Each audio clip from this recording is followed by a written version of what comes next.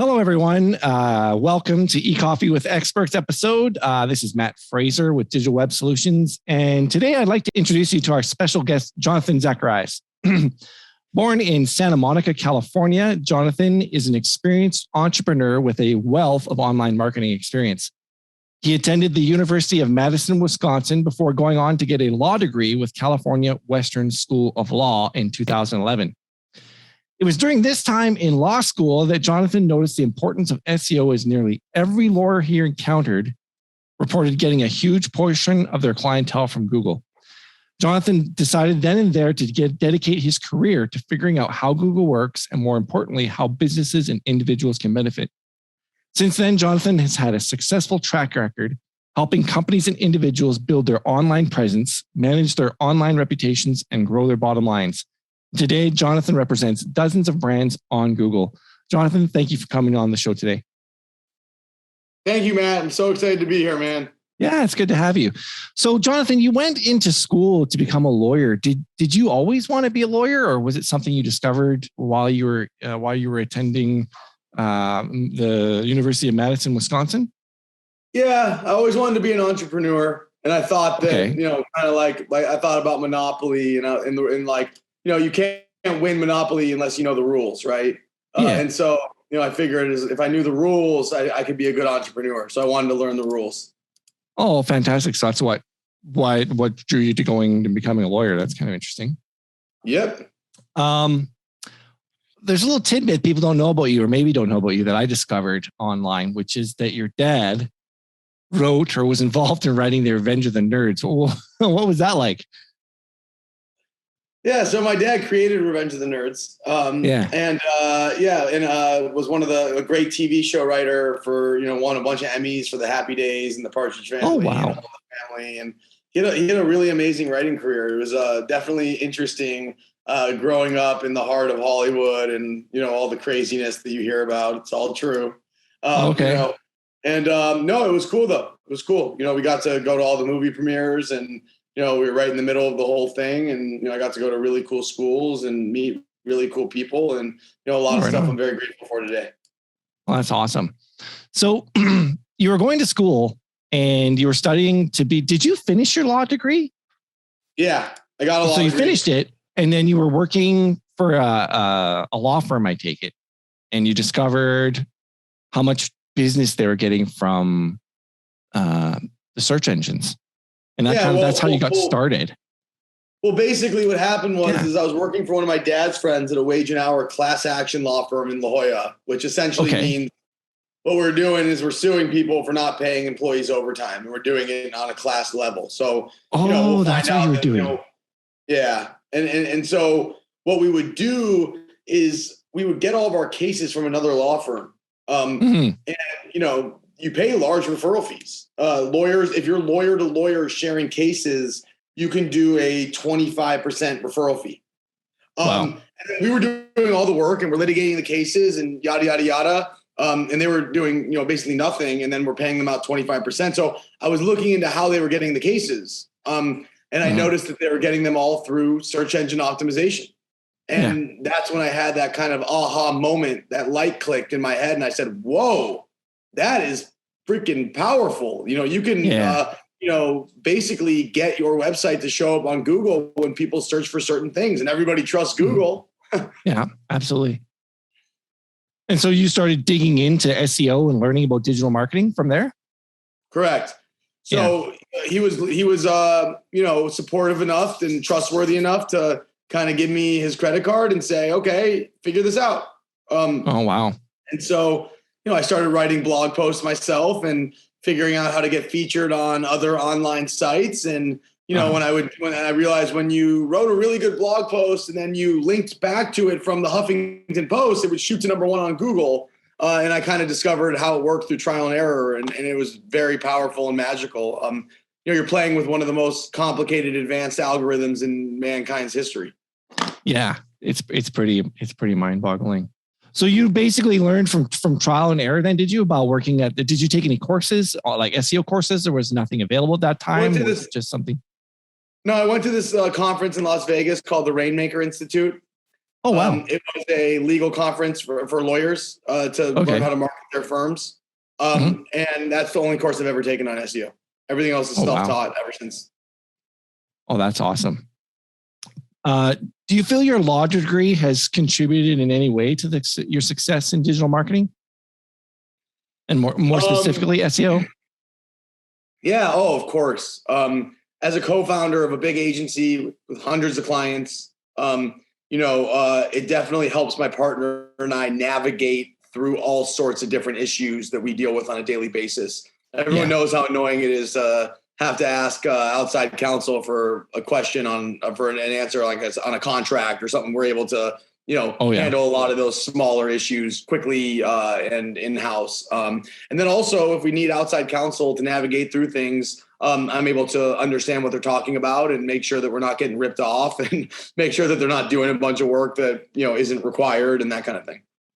So besides law, was there any transferable skills that you developed while in school that you were able to apply to the world of SEO? Not to the world of SEO, but to the business, to entrepreneurship for sure. Okay, cool. Critical thinking, the way that I'm able to, analyze both sides of every argument rather than just always looking, towards my one side. Okay. Yeah. That's very fascinating. So here's a question. So you own the agency Gr0 is called, right? Yep. Gr0.com. And I know that and I know that you worked for the law firm and you started getting a lot of success. Can you tell me a little bit about that? About the law firm? Yeah. For instance, I know that you got some tremendous success and then you went down a path that probably, you've publicly kind of written how you ended up in an AA meeting. And that's where you met your current business partner. But what led up to that challenge and that situation that you were in? Totally. So like I was in law school. I figured out I wanted to do digital marketing. Again, I'm not the kind of guy that can. It just happens. Right? You don't know when it's going to happen, but you just find it and you're obsessed with it. You can't stop thinking about it. And I wanted to be the best in the world at it, and I felt like I was for a very long time. So I would spend my entire day and night, 23 hours a day, taking amphetamines, which is Adderall. And essentially learning SEO. And I did that for 10 years or for 8-9 years. That's amazing that you were able to do that for so long. Yeah, it was amazing. It was amazing what I was able to learn. I was able to do everything I was able to code a website myself. I taught myself HTML, launch it on WordPress, optimize it for all the right keywords. I had 10,000 publishers that I was working with. But the problem is that I wasn't taking care of myself and I wasn't, thinking about interpersonal skills. So I wasn't able to keep clients for long periods of time, not even because the work product wasn't good. The work product was always the best in the world. It was because of my own personal behavior that kind of made it difficult for me to keep clients. Oh, okay. So showing up on time, being responsible, those types of things.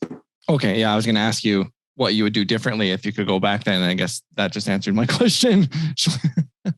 So what happened that you ended up finally, realizing that you had a problem? I knew I had a problem.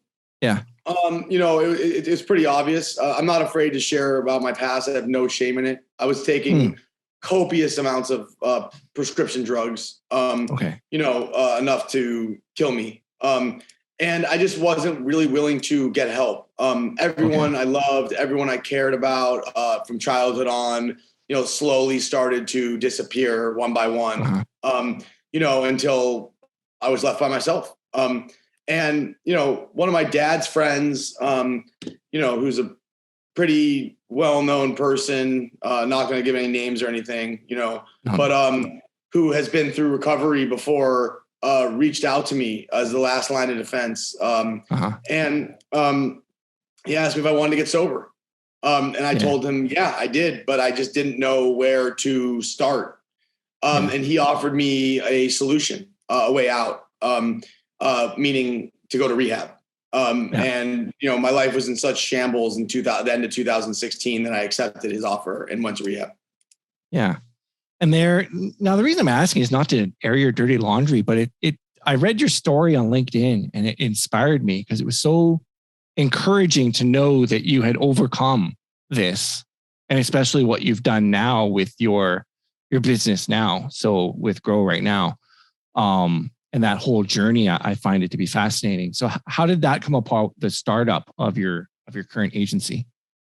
Yeah, I mean, look, I've been trying to start Gr0 for 12 years. Like I mentioned earlier, I've been trying to start an SEO agency for years. I had another one back in the day called eNiche Solutions. We were the best in the world at SEO, but we couldn't keep clients because of interpersonal relationships with myself. Okay. So what happened is that basically there was a new wave of SEO going on in the background. And what was happening is that all of these e-commerce brands had been built on Facebook advertising. And they were looking for ways to expand their footprint on, online. And SEO just happened to be an owned channel that you can own and scale. So I started doing it for a few different companies and literally got them number one on Google when you would Google, whatever their product was that they were selling, whether it was roses that lasted a year or pool floats or whatever. Yeah. And there was no competition. I mean, their brands were just exploding on Google. And so Kevin and I had become really close friends in recovery. Yeah. And he was closely watching kind of the progress, that I've been making. And he was the head of growth at a company called Open Listings, that became Open Door. And so, he had a really cushy job and nice salary and, stock options and all those good things. And so, when I was telling him to jump ship, when we had 3 clients, and just an idea, he was kind of hesitant. And then I went back to him 30 days later and I said, hey man, we're at 30 clients. And he said, you went from 3 to 30 clients in 1 month? And I said, yeah, why don't you come meet me at WeWork? I'll show you what I'm doing. And he kind of sat there and saw me do some pitches and saw the way that I was managing the accounts and all that good stuff. And he's like, this thing is a rocket ship. I'm jumping on this ship as quickly as I can. And so we rebranded to Gr0. We co-founded the company. We've been best friends for 5 years. And I couldn't be happier with everything that's going on right now. Well, that's awesome. Jonathan, how did you do that? Like, how did you grow from 3 clients to 30 in 30 days? And it was just you doing it? Mm-hmm. And now we've grown to over 300. Yeah. How did you grow? So was it just word of mouth? People were finding out what you were doing and contacting you? Yeah. These e-commerce brands are all closely connected. There's forums, there's Slack channels, there's Telegram channels, and people were posting, I got this crazy SEO guy and, he got us number one for this term and our business has exploded. Yeah. And we had a cool product at the right time in the right market and it just took off. I mean, I was doing it all. I was managing the accounts, doing the sales, the whole thing. And then Kevin came in and started to actually help me transform this thing into a proper business. Yeah. And how did that happen? Like, for instance, how did you know when to, besides Kevin, who was your first hire and how did you know when to hire someone? So I found this girl on Upwork. Her name's Bridget. She's fantastic. She's employee number one at Gr0. And what we would do is that every month after I took the orders of content, because we have right now, we've built the best article writing business in the country. We have 200 writers that write exclusively for Gr0 right now. And, when we built this thing, we had no writers. And so I found her on Upwork. And when I got so many clients, I couldn't write the content anymore. So she started to say to me, hey, look, I could find amazing writers for you. And I started to go, okay, great, let's do it. And she found 5 amazing writers. That's awesome. And they started to learn SEO and they started to do the writing and then we started hiring the writers. Yeah. And did you start to develop like SOPs for certain positions and I guess I'm kind of thinking of Michael Gerber's book, The E-Myth Revisited, where he talks about creating all of the tasks and SOPs that a certain position is supposed to do in your company hierarchy and then training and hiring and training for that certain position. Is that what it looked like? Or was it more organic in the sense that as the company grew, you just started to hire people and they figured those things out themselves? Good question. We're doing that now. But, okay. but the way that we did it is that we found really talented individuals who knew SEO that could manage accounts as well. And so I found 5 other guys and girls that were just amazing talents, that had been doing SEO. They knew SEO, and I felt comfortable handing off the 30 to 50 accounts I was managing myself to these other individuals and making sure that the clients were comfortable. Once that happened successfully, then we started doing SOPs and stuff around everything that's going on. But the truth of the matter is that, if you have a really talented account manager who knows SEO and can build a proper plan and strategy and present it to the client, that's really all you need, especially if they have really good resources around them. If they've got good backlinks from third-party sites, good press publication relationships, to back them up, and then good writers in their corner. I mean, that's all you need. All right on.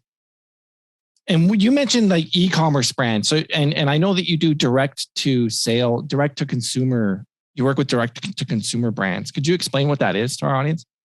Yeah, companies that sell products on Facebook and Instagram, on Shopify directly to consumers, not like a retail model. Okay. So do you specifically specialize in just those clients, those types of clients? No, we built out we have a SaaS pod. We have a B2B pods now, legal pods for lawyers. But yeah, we represent about 300 of the biggest e-commerce companies in the world. And we do all of their content writing and all their link acquisition. Oh, wow. That's amazing. And again, it all just came from word of mouth, from just being really damn good at what you do. Excuse my French. Spread like wildfire. We didn't have any sales team. We're not trying to just we're not like one of those agencies that does outreach to every company in the country, trying to generate sales. We really did a good job of just having a really good product and letting it speak for itself. Oh, that's awesome. What do you think the qualities are required to be effective in an SEO role, in your opinion? Qualities? Yeah. So there's 2 different types, right? Yeah. The account manager has to have a very high emotional intelligence, right? Okay. At the end of the day, clients are paying a lot of money and they want to work with somebody they can connect deeply with. Mm-hmm. So on the one end of the spectrum, we're hiring people that are really good at that have really high people skills, emotional intelligence skills, right? And then they need to be backed up by, people that are technical, because SEO is a very technical field. So they need people that know how to crawl websites, do HTML coding, do keyword research. And so we built out pods of it's like 2 people pods. You have a strategist and you have an account manager. And those are the 2 different. So basically those 2 roles basically cover a lot of different types of people. Yeah. No, that's awesome. And do you take a unique approach to each client that you bring on for an SEO plan and process? Of course. Yeah. We do the keyword research. We come up with new ideas that they never even heard of before. We really believe in long tail. We're not the type of SEO company that that tricks the client at the beginning into thinking hey, we're going to get you number 1 for a protein powder. Yeah. Right. What we do is we actually have made a living out of finding outliers. So high search volume terms that have low keyword difficulty. Yeah. And we build out content calendars around those words. And then we write the best piece of content that's ever been written on that subject matter using the best writers in the world, coupled with Google's natural language processing API to grade the articles that we're writing. Oh, that's awesome. That's awesome. And then we calibrate with the client to make sure that they're happy with the keywords that we're going after. And then we build dynamic KPIs based on all of that. So we'll go, hey, here's the 50 articles that we're going to write for you in the first 6 months. If all of them hit page 1 of Google, here's how much traffic you'll get. So the client knows exactly what they're playing for up front. Oh, wow. So you do a 6 month commitment with a plan for that amount. Well, because let's face it, SEO is a long-term commitment. It's not like instant traffic like Google. Yeah. We look at it like a performance marketing channel. We understand that we don't look at it like it's fun. We look at it like it's life or death. And the SEO itself needs to grow and start paying for itself in the first 6 months. If it starts paying for itself, Now these brands have a channel that's paying for itself and scaling. Yeah. Now you have a unique strategy of partnering with celebrities for brands. Could you tell me about that? If there's a specific name that you call it, I think white label, whitelisting. Yeah. Yeah. Yeah. So is that a term that you came up with, or is that, excuse my ignorance, or is that a term that is? No, that's a common term. So Facebook basically has it built into their algorithm where you can whitelist celebrity accounts, meaning they can rent out their account to run ads through their account. So what we did is we went to these celebrities and we said, look, so-and-so brand wants to work with you. They don't have $1 million to pay you up front. But what they will do is that they'll give you $50K up front. And every time that a sale is generated through their account, they'll give you 20% of the back end on the sale. And so we let these e-commerce brands start working with these biggest celebrities in the world and running ads through their accounts as long as the celebrity likes the products. That's the key. And then some of these brands have scaled the campaigns to $1 million a month. So they'll spend $1 million a month. They'll make $2 to $3 million off of that. And then the celebrity makes $600K a month off of doing literally nothing besides renting out their Instagram account. Now, this is good for the celebrity because, we all know how shitty Instagram's algorithm is now, right? And organic social is basically dead. So like, let's say you have somebody like, just as an example, like you have somebody like Paris Hilton, right? And she got 20 million followers on Instagram. And when she posts a story on Instagram, only 200,000 of her 20 million followers actually see the story, AKA are engaged with her, right? Yeah. So what these types of campaigns do is it actually re-engages her following with her because now they're seeing her all over Instagram and Facebook again with products that she loves. Yeah. That is such a mind-boggling strategy that I've never heard of before. But yeah, it's just out of this world, makes so much sense to me. It's mind-boggling. Who was the first? Can I ask who the first celebrity you worked with in that regard? Yeah, I don't like to give. I don't know if you're allowed to. If you're not allowed to, that's fine. If you'd rather, I'm not allowed to give names. But we've worked with a lot. We've worked with a lot of the big ones. Yeah. Okay. Never mind. I was going to ask you how you went about contacting them, but that's okay. That's probably part of your secret sauce. You can't learn that skill. You just have to. You just have to know how to find them. Yeah. Do you think growing up, having the Dad Who's Revenge of the Nerds gave you a little bit more of an edge to be able to do that?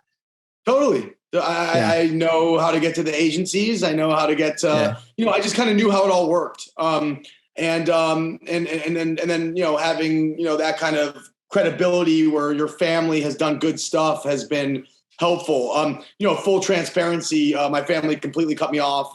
And I don't receive anything, or nor do I need to receive anything from them. But my grandfather also invented Dove ice cream. Oh wow!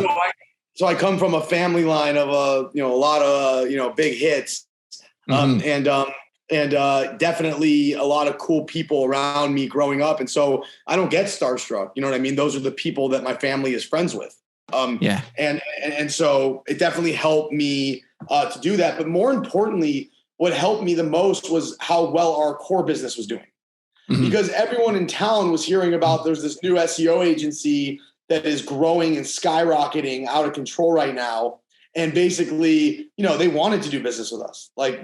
We have these brands that we work with that are extremely coveted. Like these aren't like small brands. These are like $250 million a year, the coolest products in the world. Yeah. Yeah, I saw some of your. The celebrities didn't have access to these products. The celebrities had access to Nike and Adidas and yada yada yada. They didn't have access to Theragun and Ritual and Nugenics and all these brands that spend a shitload of money on Facebook. Yeah, exactly. I saw some of your client list on your website, and I was like, I read some of the PR articles out there about you, and I was like, wow, this is amazing. So in 5 short years, you've gone from not only in 3 days, in 30 days, you went from 3 clients to 30. And then now you have over 300 and over 70 employees working for you. Is that correct? We have over 100 employees now. Okay. We have, we're hiring as fast as we can, but we're doing it responsibly. We have 2 full-time recruiters. We screen, we try to find the best talent in the world all day long. But we hire at least probably 10 people a month, at least to start every month. And we've only been doing this for 2 years. I've been sober for 5 years. Oh, I thought it was for 5. Thank you for clarifying that. So for 2 years, that's incredible growth in a company. That's for sure. And it's an amazing product. Impressive. Yeah. So that's the thing. If you build an amazing product, people will, I hope people learn from that, from watching this, that if you build a kick-ass, amazing product, the rest will take care of itself. We have a product that we created where we get our clients featured in the news in roundups and like Forbes and Huffington Post and New York Times. And we do it on contingency. So we only charge them after we successfully do it. And the fees are really reasonable. It's like $900 or not. Forbes is $900. Men's Journal is $400 and they've never seen it. They've never seen a product like that before. And have you basically then have you productized your services? Like if you turn some of your SEO, like that's what I'm trying to figure out is how did you take what you know how to do and turn it into, because it's one thing to know about SEO and it's another thing to be able to take SEO, turn it into a repeatable process or repeatable product or system or whatever, and be able to charge money for that and offer it to a client. So have you turned your SEO knowledge into sort of mini products, if you will? Yeah. And I always had that. Again, that was never the problem. I never had a problem getting clients. I worked with some of the biggest companies in the world, but I was a drug addict.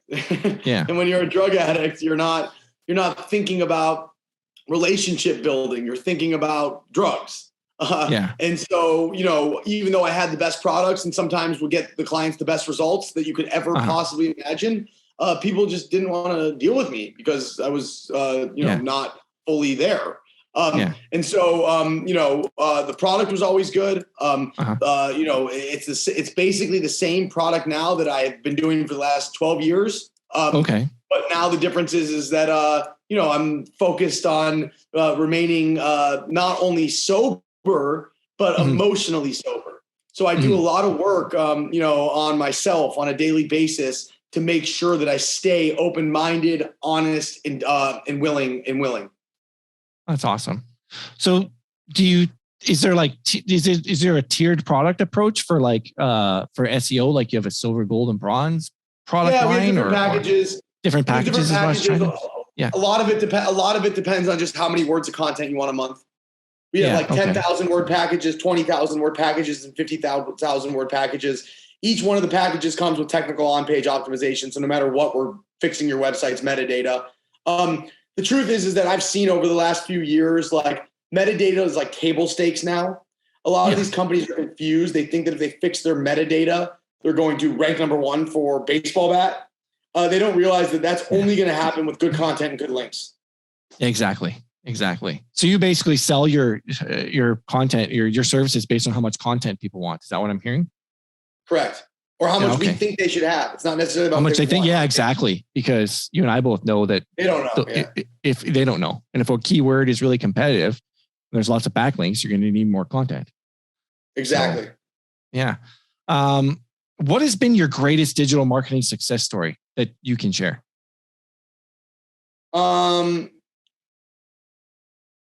There's so many. Like for instance, I got a friend who ranked by accident for the keyword for Viagra one time. So, but I don't know if you can share. No. There's so many of them. There's just so many of them. Is there any one that stands out? Yeah, I got a company named Fun Boy ranked number 1 for pool floats. They started beating Walmart and they're selling those like floaties that the Kardashians, swim in. And that was an amazing one. We got another company that sells roses that last a year, ranked number 1 for black roses, blue roses, green roses, red roses. We got a protein company ranked number 1 for protein powder. We got a women's women's shoe company ranked number 1 for women's shoes. We got a women's vitamins company ranked number 1 for prenatal vitamins. We got a massage gun company ranked number 1 for massage gun. There's just hundreds of examples. There's hundreds of stories. Yeah. I guess I was just thinking about maybe if you had one like unique story in particular. But yeah, no, that's awesome. You know, the pool floats one was the first one. And the first one? The feedback was just so powerful that they just started telling everyone their friends, you need to hire this guy. You know, you're struggling with Facebook ads, and he's going to show you something that's going to blow your mind. Yeah. What is your favorite thing about digital marketing and SEO, I guess? I mean, now I like building teams, but that's changed a lot. You know what I mean? At the end of the day, it's like the kind of thing where it's like, I know what I'm limited and capable of doing on my own versus what I'm capable of doing with the right team. And I think that I've just built an amazing team, and it continues to keep growing. We've won all sorts of awards, best places. We won every comparably award to work at. And it wasn't like we were putting a gun to our employees' heads. Like they want to go out and scream at the top of their lungs, we love this place. This is where you want to work. And the reason why is because we lead with love and not fear. We don't try to scare people into wanting to work with us. We love up on them. We treat them the right way. We run it like a professional sports team, right? Like everyone has to pull their weight because you're going to be on the playing field.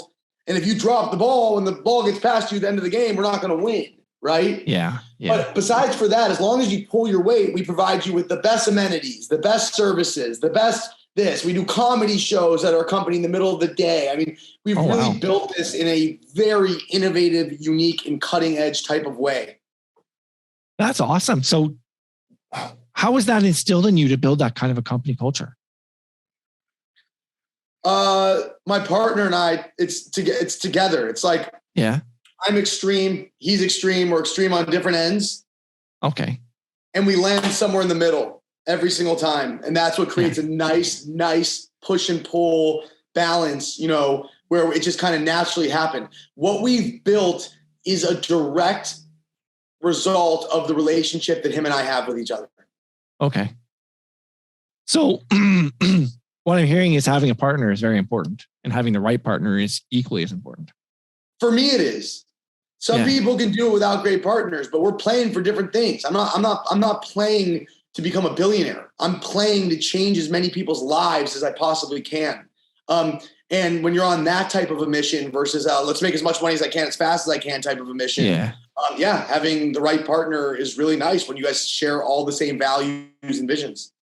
Oh, that's awesome. Do you think colleges and universities should offer degrees in digital marketing?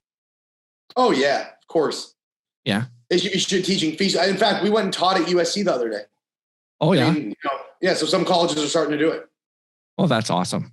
Yeah, I think they should do that as well. What would you tell someone who is just getting started in digital marketing today? Trial and error. Learn. Get some money. Go find a local business. Tell them you're going to run their ads for them. Go into Facebook. Learn how to create ads. Go into Google. Learn how to create ads. Write some articles. Put them on the web and just keep trying and never give up.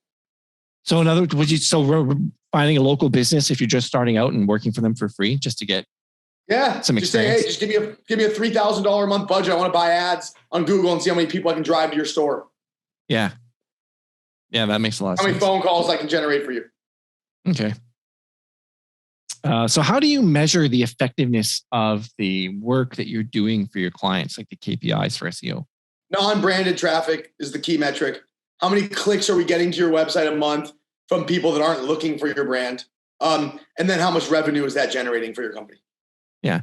Do you find that most companies need a lot of help with setting up their attribution and their no one has it right. No one has it right. And obviously there's all sorts of problems with Facebook's updates and Apple's lack of tracking now and the Google Pixels going away in 6 months. You got to be careful, but we have ways of doing it. Some of them are kind of proprietary about how we do it, but we can prove that the content that we've generated for you is making you X amount of dollars a month.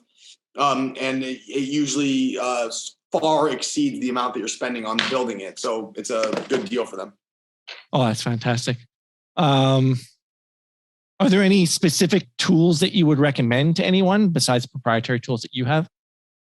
SEMrush is great for keyword research. So is Ahrefs. Moz.com is great for backlinks. Mm-hmm. Oh, fantastic.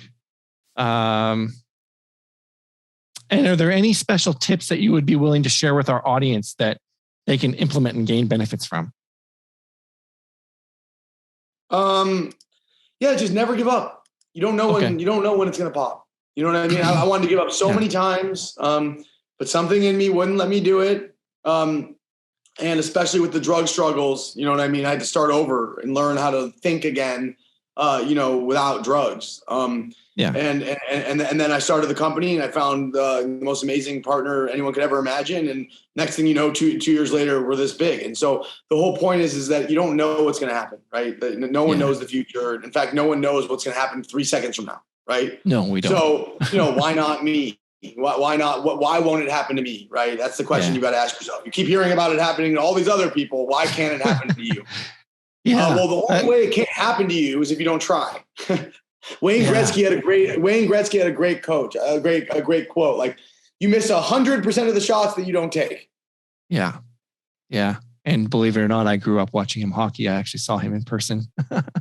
Wow. Because I'm from Edmonton. So, I went to get his autograph one time at West Edmonton Mall, but there was so many people around that it was just, I wish I had done it then. But he's an amazing hockey player. And that's an awesome quote. So, and honestly, your story of what you've accomplished is so inspiring, at least to me, when I read it on LinkedIn and heard about you and did a little bit of Google searching, that I just was like, I need to talk to this guy, because someone who has come back from something that you came back from, like you had this incredible success, and then you had a problem and you got help and you overcame that and you got through it. And now you've just skyrocketed in your success as an entrepreneur and business person. And I just knew that, number one, I wanted to talk to you because I wanted to find out how it all happened. And I knew that our audience would definitely benefit from hearing. So I want to thank you for coming on the show. I just have 5 rapid fire questions for you. Mm-hmm. So how many states have you been to? 25. 25. Okay. What's the longest flight you've ever taken? Iceland, 12 hours. Iceland, 12 hours. What is your favorite movie? Revenge of the Nerds. What time do you usually wake up in the morning? 6 a.m. And Android or iOS? iOS. All day. Okay, right on. Right on. Well, hey, Jonathan, thank you very much for coming on the show. If people want to learn more about you, where would they find out more information if they wanted to connect with you? Go to my website, Gr0.com, Gr0.com. Gr0.com. Okay, fantastic. Okay, again, thanks very much. I really appreciate you being on the show, and all the best to you. All right. Thank you, man.